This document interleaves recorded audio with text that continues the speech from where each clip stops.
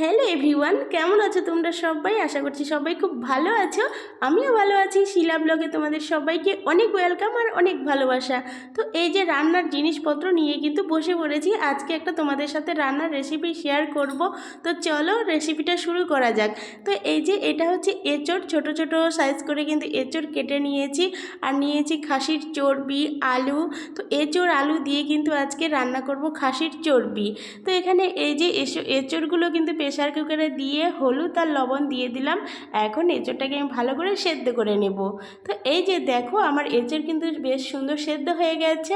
আর এখন আমি আলুটাকে ভেজে নেব।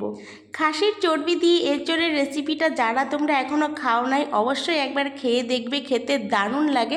আমাদের বাড়িতে তো মাঝে মাঝেই হয়। তো আজকে ভাবলাম রেসিপিটা তোমাদের সাথে একটু শেয়ার করা যাক। তো আমার আলুগুলো কিন্তু লাল লাল করে ভাজা হয়ে গেল। এখন আমি কড়াইয়ে দিয়ে দিলাম 4টে এলাচ, সামান্য একটু জিরে। তো এই এলাচ আর জিরে থেকে কিন্তু সুন্দর একটা গন্ধ বেরিয়েছে। এখন আমি দিয়ে দিলাম একটা গোটা রসুন আর পেঁয়াজ কুচি। আর অনেকগুলো মশলা কিন্তু পেস্ট করে রেখেছি, সেটাও তোমাদেরকে বলছি। তো এখানে এই যে আমি পেঁয়াজ আর রসুনটাকে একটু ভালো করে লাল লাল করে ভেজে নেব। তারপরে কিন্তু সব মশলার পেস্টগুলো দিয়ে দেব। তো এই যে আমার রসুন আর পেঁয়াজগুলো কিন্তু ভালো করে ভাজা হয়ে গেছে।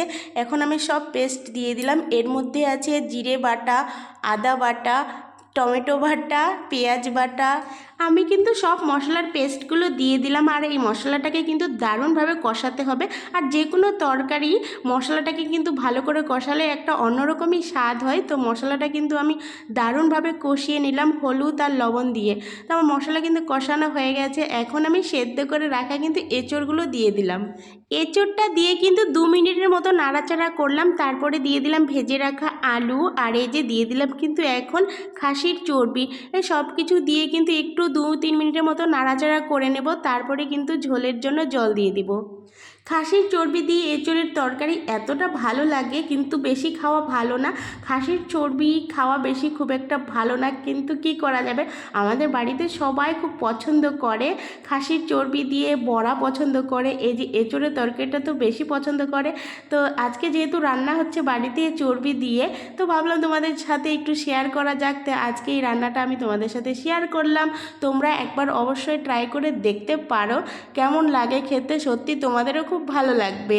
তো এই যে আমার কিন্তু ঝোল দেওয়া হয়ে গেছে।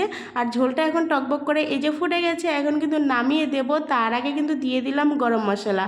আর মাংস বা খাসির চর্বি যে কোনো মাংসতেই কিন্তু গরম মশলাটা দিতেই হয়। তো এটাও যেহেতু খাসির চর্বি, সেই জন্য একটু গরম মশলাও অ্যাড করে দিলাম। তো চলো এখন কিন্তু আমি নামিয়ে দেব। তো কার কার ভালো লাগলো তোমরা কিন্তু অবশ্যই কমেন্ট বক্সে কমেন্ট করতে ভুলো না। তো চলো আজকের ব্লগ এখানেই শেষ করছি। সবাই ভালো থেকো, সুস্থ থেকো, সবাইকে টাটা।